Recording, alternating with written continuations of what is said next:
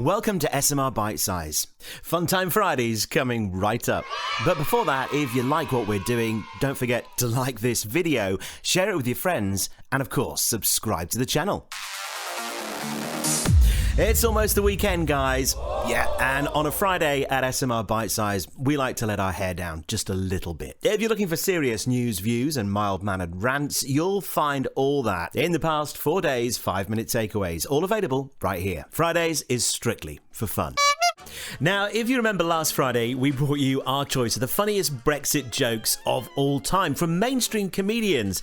This week, something similar, yet different. Today, we're going to have a good old chuckle at some of the architects and snake oil salesmen behind Brexit. Focusing particularly on those times when everything they hold so dear has been right royally roasted. And as you can imagine, Theresa May could have dominated that top 5 all by herself, but she's yesterday's news. So here, without further ado, are our choice of the funniest and bestest Brexit burns. At 5, this encounter between the bollock brain foghorn of ignorance and Alistair Campbell. See if you can spot the moment when Campbell seriously considered decking the idiot.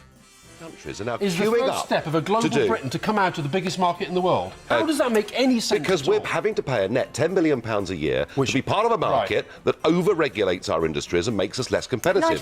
We're taking back control. It's great. God, we're losing control. Why are you so miserable? We're getting back our independence. It's great. I am not miserable. I am genuinely worried. We're a great country, aren't we? And you have helped bring about an act of economic and political suicide, and that we are going to go into rapid decline. How is it political suicide to make your own laws in your own country? Or do you loathe democracy so much? Ding, ding. No. This point's fundamental. Democracy? What is wrong with running? What is wrong with running your own country? Let me ask you this about democracy. Should we be self-governing? When are you people, and Johnson and Gove going to be held to account for the pack of lies you told? Are we going to stay in the customs union or not? No. Right. And did Boris Johnson say we would? No. Yes, he did. £350 million for the health service. Are we going to get it or not? Are we going to get it or not? Shall I tell you what the biggest lie is? £350 million. Are we going to get it or not? You told us. At 4, well, who can forget this? Ben Fogle, eat your heart out. Yeah, a couple hundred deluded morons setting off on the march of the century. Led for 5 minutes by Nigel Farage himself. Destination? That there London town, of course. But sadly, just moments after this footage was shot, those leading the way found their maps impossible to read, got totally lost and led the rest of the group over the cliff to their deaths. All while still in Sunderland. So, yeah, spare a thought. But at number 3, well, you got to love a bit of Danny Dyer, ain't ya? Here he is making his views on David Cameron perfectly clear on Good Morning Britain.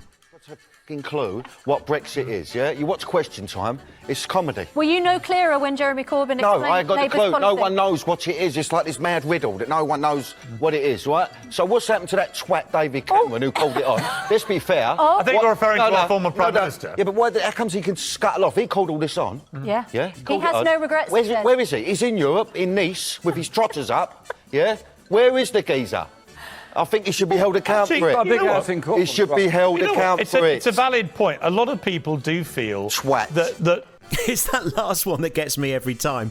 Classic. Now, this is where it gets really tricky. But at number 2, we've gone for this classic GB News Martin Daubney fail. Thinking he was about to announce the results of a GB News poll which would reveal their 17 viewers still backed Brexit 55 to 45%, just look at his little face when he realises, to his horror, that he can't read a bar graph. Voters voted to get Brexit done, and some breaking news on the GB News poll, which has just closed. You also voted to get Brexit done, despite a late surge from the Remain camp. Basically, it is now. And in that clip, Angela Rippon appears courtesy of Ron Seal.